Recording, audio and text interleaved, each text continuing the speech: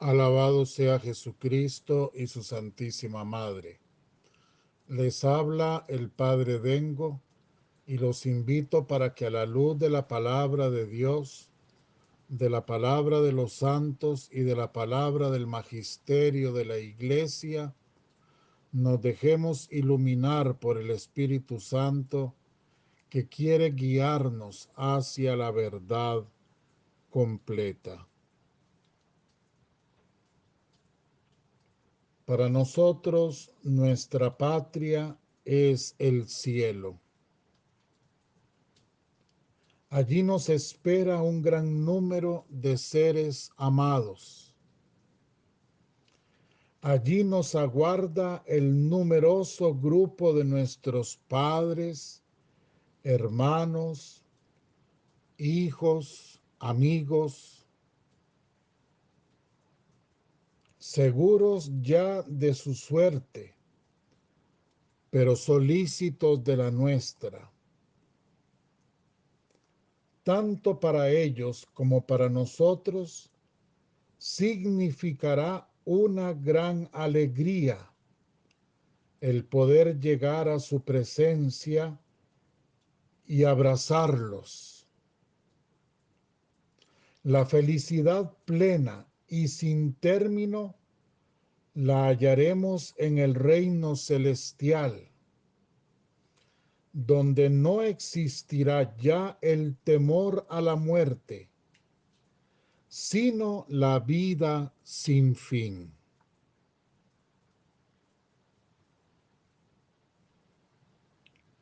Alguna persona en algún momento me preguntó a mí eso, si cuando uno se muere, uno volverá a ver a los seres queridos. Y la respuesta absoluta, contundente, es sí. Si no fuera así, ¿qué sentido tendría esta vida y tanto sufrimiento y tanto dolor? ¿Qué sentido tendría el amor?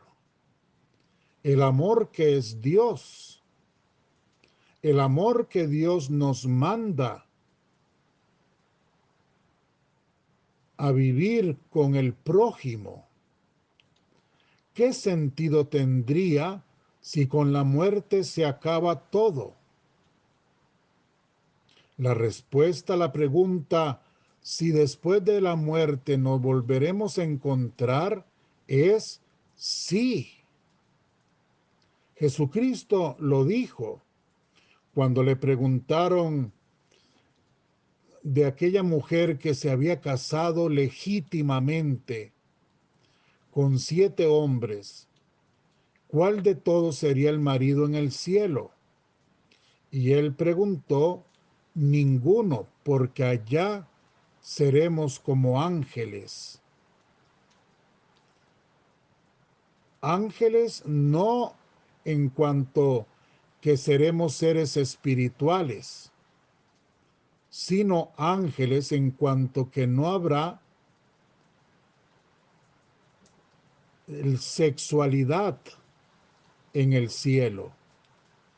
En ese sentido fue que el Señor explicó. Pero que nos vamos a relacionar, claro que sí. Por eso debemos pensar mucho en el cielo y debemos pensar mucho en la muerte y en la muerte para no tenerle miedo, para más bien desearla.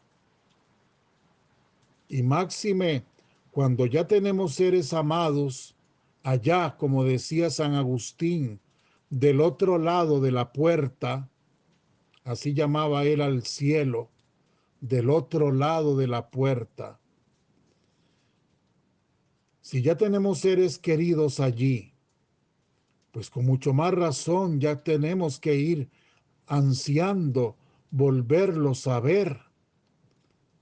volver a abrazarlos, compartir con ellos, vivir con ellos por la eternidad en la felicidad sin fin. Qué bonito cuando San Agustín, ahora que lo nombro, pide a los seres queridos y les dice que cuando él muera, dice, no hablen de mí como si me hubiera ido lejos. Recuerden que estaré al otro lado de la puerta. Y no se refieran a mí como si ya no existiera. Nómbrenme, llámenme, sabiendo que estoy allí, porque no me he ido. Ese es el criterio que tiene una persona verdaderamente cristiana, verdaderamente creyente de la muerte. Y así debería de ser nuestra relación ya aquí de antemano con nuestros seres queridos. Yo siempre ando corrigiendo a la gente cuando dice se llamaba, se llamaba. Otro pregunta, ¿y cómo se llamaba el que se murió? Tenemos que corregirnos de eso. ¿Cómo, cómo vamos a decir cómo se llamaba si esa persona sigue estando viva? La muerte, hemos repetido ya hasta el cansancio, no existe para el que vive en Cristo. Y si esa persona murió en Cristo vive. Por lo tanto, se llama. Hasta los santos padres y los recomiendan esa relación viva, que también con todo respeto advierto. No estoy hablando de una relación que en algunas personas que no pueden o no han sabido manejar el tema de la muerte de un ser querido, pierden la razón. Eso es otra cosa. Y con todo respeto lo digo. Eso es otra cosa. Yo estoy hablando de cuestiones muy lógicas, muy razonables y muy coherentes.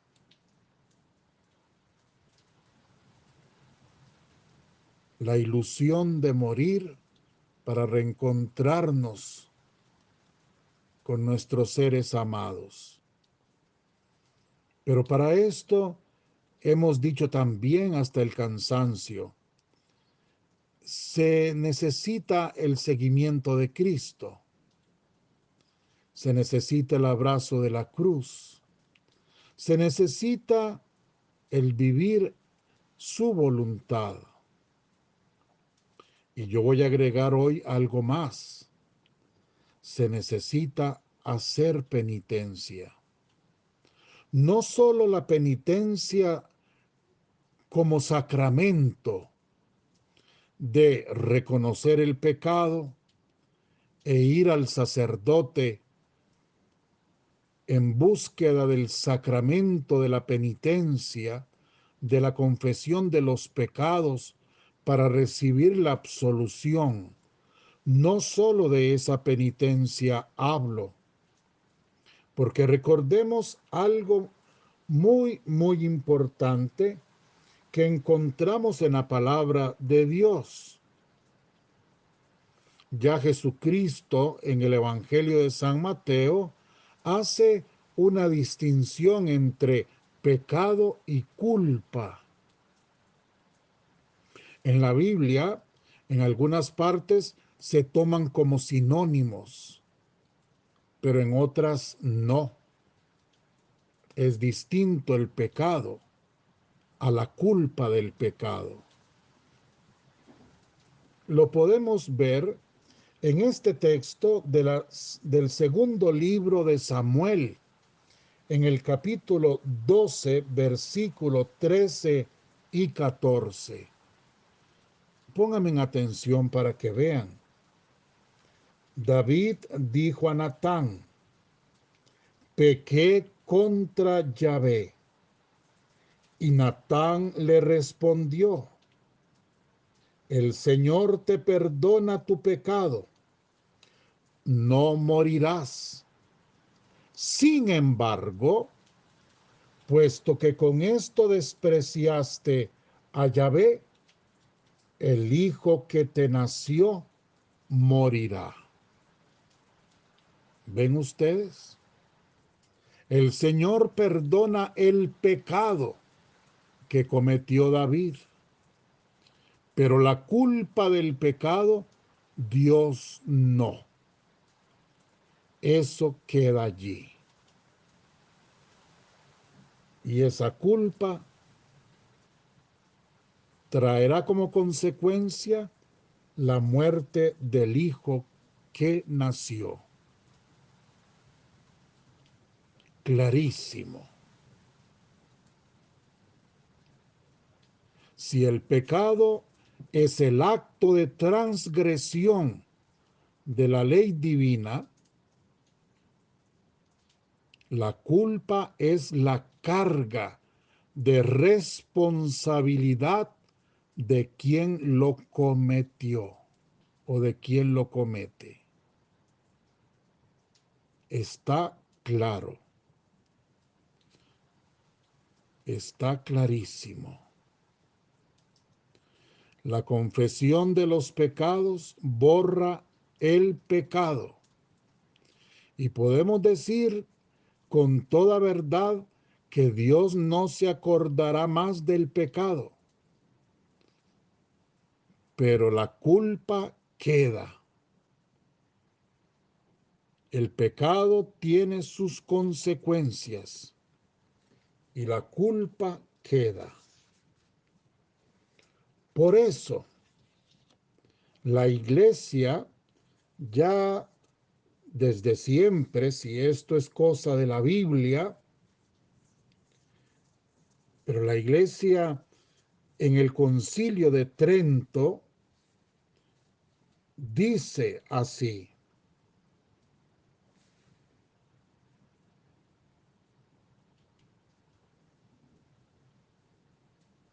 de la penitencia está escrito: acuérdate de dónde has caído, haz penitencia y practica tus obras primeras. Esto lo toma del Apocalipsis capítulo 2, versículo 5. Y otra vez, la tristeza que es según Dios obra penitencia en orden a la salud estable, de Segunda Corintios 7:10. Hay una tristeza que es según Dios, dice la palabra.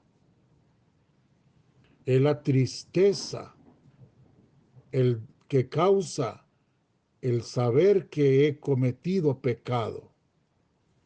Esa tristeza que es obligatoria, sentir dolor de los pecados. Es la tristeza que produce las lágrimas en el alma que lavan la culpa del pecado. Y de nuevo dice: haced penitencia, de Mateo 3, versículo 2, capítulo 4, versículo 17. Y haced frutos dignos de penitencia, en Mateo 3, 8 y Lucas 3, 8. Hacer penitencia es necesario. Jesucristo lo decía y lo dijo enfáticamente. Recuerden ustedes este texto, Mateo 11:21. Ay de ti, Corosaín, ay de ti, Betsaida, porque si en Tiro y Sidón se hubiesen hecho los milagros que se han realizado en ustedes, seguramente se habrían arrepentido, poniéndose vestidos de penitencia y cubriéndose de ceniza. Ay de ti, Corosaín, ay de ti, Betsaida, si no hacéis penitencia. Y ay de nosotros, si no hacemos penitencia.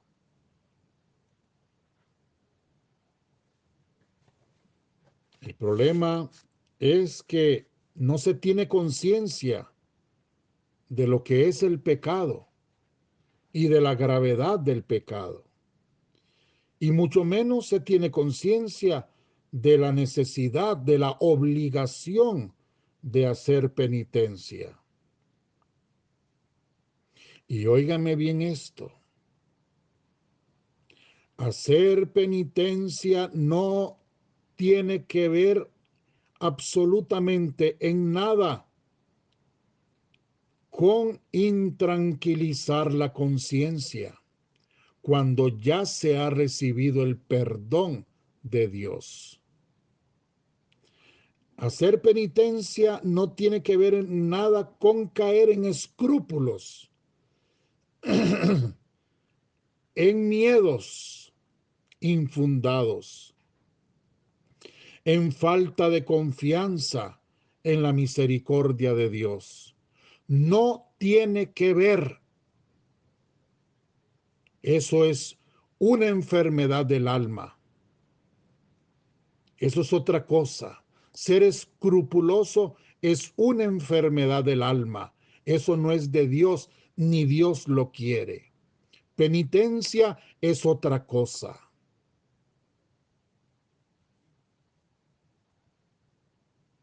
Tan es así que la Virgen Santísima, ustedes recordarán, viene en la aparición de Fátima a decir muchas veces que debemos hacer penitencia. Ya Jesucristo, perdón que retroceda en el tiempo, pero ya Jesucristo a Santa Margarita María de Alacoque le decía, al menos tú consuela este corazón, reparar por los pecados, que sería lo mismo o parecido, hacer penitencia, reparación. ¿Ven ustedes? Jesús, cuando se apareció a Santa Margarita María, la Virgen Santísima en Fátima, a Lucía, a los pastorcillos, los llamaba penitencia. En Medjugorje, igualmente, esas apariciones que todavía hoy en día se están produciendo, la Virgen llama a hacer penitencia. Ayuno pide la Virgen miércoles y viernes. Oración, limosna. Caridad con el prójimo, limosna. Limosna que no es dar lo que me sobra, sino lo que me duele dar, lo que me faltaría a mí. Eso es hacer limosna. Yo, sinceramente, yo me he preguntado en algunos momentos cuando yo veo casos como estos. Por ejemplo, el aborto. Esto no es cuestión de una mujer. Esto es cuestión también del hombre que procreó el Hijo. Esto es también cuestión del hombre que acompaña, que incita, etcétera. El aborto. El aborto es un pecado tan grave que la persona debe de morir haciendo penitencia. Y yo digo igualmente las cirugías que se practican para evitar hijos. Yo he tenido esa experiencia. Uno se queda asombrado porque uno no puede decir nada. Al menos yo no soy de regañar a la gente, ni mucho menos. Pero casos como este, después de que usted ha explicado en las santas misas, en las catequesis, que no se pueden usar métodos anticonceptivos artificiales para evitar hijos, que no se puede buscar la cirugía para quedar estéril. Y usted explica, la gente es consciente, gente que estaba allí, después usted se da cuenta que se fueron al hospital a operarse. Y lo peor, bueno, gracias a Dios, mejor lo digo así de otra manera. Después llegan a confesarse. Sabían que no lo podían hacer. Fueron a hacerlo y vienen entonces a confesarse. ¿Estaban arrepentidos? No sé, eso solo lo sabrá Dios. Pero, pero yo a veces pienso, pero eso no es descaro. Eso no es simplemente buscar como tranquilizar la conciencia. Vamos a decir que verdaderamente se arrepintió del pecado cometido. Está bien. Buscó la confesión. Perfecto. Dios lo perdonó. Confiemos plenamente que sí, la perdonó. Pero yo le aconsejo, y no porque yo lo piense así, porque con ese cuento también y la gente tiene razón, que un padrecito dice una cosa y otro padrecito dice otra. Eso me pasaba a mí. Muchos se iban a buscar otro sacerdote que les dijera que sí podían. Pero por eso es que yo, mire cómo comienzo mis catequesis siempre. A la luz de la palabra de Dios, no de la palabra del Padre Dengo. A la luz de la palabra de los santos, no a la luz de la palabra del Padre Dengo. Y a la luz del magisterio de la Iglesia, no a la luz de la palabra ni el pensamiento del Padre Dengo. Nosotros los curas somos hombres, somos humanos. Como dispensadores de los misterios de Dios, solo nosotros. Pero como humano, yo pienso y yo puedo hablar lo que me dé la gana. ¿Y cómo usted va a ir? Eso es corrupción, a buscar un cura porque sabe que ese cura sí le va a decir que sí. No, hermanos. Es clarísimo lo que dice la palabra de Dios, lo que dicen los santos, lo que dice el magisterio de la Iglesia. Eso es lo único que vale, el fundamento de la verdad. Y la verdad es la verdad. Por eso digo, no porque a mí me parezca, sino porque es así. Hay que hacer penitencia. Hay que borrar la culpa de nuestros pecados. Y entonces tenemos que, con paz, con serenidad, con esperanza, con un espíritu positivo, alegre, porque sabemos que Dios nos perdona, pero debemos hacer penitencia. No debemos olvidar el pecado que cometimos. Personas, por ejemplo, que conscientemente saben que han hecho tal daño, que han hecho tal mal, que han faltado a misa montones de veces en su vida, que nunca han hecho oración, que nunca, ahora se convierten ahora. Yo digo, bendito sea Dios. Gracias a Dios, que se confiesan con, con corazón contrito y humillado, sinceramente, una buena confesión, y yo le digo, tenga la seguridad de que Dios lo perdonó. Tenga la seguridad que esos pecados quedaron borrados para siempre. Pero la culpa queda.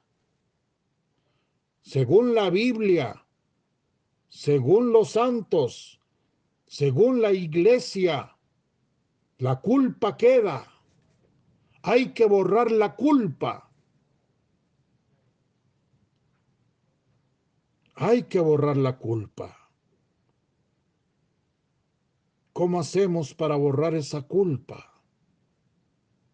Ya lo dije. Ayuno, oración, limosna, vida sacramental, recurrir a las indulgencias, esforzarse por una vida de relaciones humanas sanas, pacíficas, amorosas, comprometerse con la transformación del mundo por un mundo mejor, por un mundo más justo, más en paz. Y entonces, cuando hagamos penitencia, quizás ni pasaremos por el purgatorio. Ya lo habremos purgado todo aquí en esta vida, asumiendo también las incomodidades, las enfermedades, los problemas, las situaciones de la vida difíciles, la cruz, con paz, con serenidad, con espíritu de mortificación, de reparación. Debemos reparar por nuestros pecados y por los pecados del mundo entero. Perdónenme, hoy me pasé, pero es importante. Si Dios quiere, seguiremos meditando estas cosas que nos abren las puertas del cielo para vivir allá con indecible deleite la soberana belleza y resplandor de la humanidad sacratísima de Jesucristo, nuestro Señor. Seguiremos meditando todas estas cosas para irlas viviendo, para llegar un día a alcanzar el cielo y contemplar allá también la belleza de la Inmaculada Virgen María. Allí quedaremos arrebatados de admiración y de amor por la belleza de la Virgen. ¿Cómo será ella, por Dios? ¿Cómo no nos mueve a nosotros el hecho de desear verla, conocerla, verla, abrazarnos a ella, a la Virgen? Vale la pena hacer penitencia. Vale la pena convertir nuestra vida en una vida según Cristo. Vale la pena. reencontrarnos un día en el cielo y para siempre, llenos de felicidad y de gloria a nuestros seres queridos. Esos seres queridos que la muerte nos arrebató dolorosamente en esta vida, pero que murieron en la fe de Jesucristo. Y en Jesucristo están vivos y nos esperan. Muchísimos de ellos nos esperan y nos están llamando para que nos convirtamos al Señor y un día poder abrazarnos allá en la infinitud de la eternidad. Que la bendición de Dios Todopoderoso, Padre, Hijo y Espíritu Santo, descienda sobre vosotros y os acompañe siempre. Amén. Muchísimas gracias, los amo con toda mi alma. No se olviden de hacer la coronita, la corona de Adviento. Ya mañana, si Dios quiere, iniciamos un año nuevo y feliz y catequesis nuevas. Los amo con toda mi alma. Si Dios quiere, nos encontramos, podemos decir nosotros los católicos, nos encontramos el próximo año, o sea, mañana litúrgicamente hablando.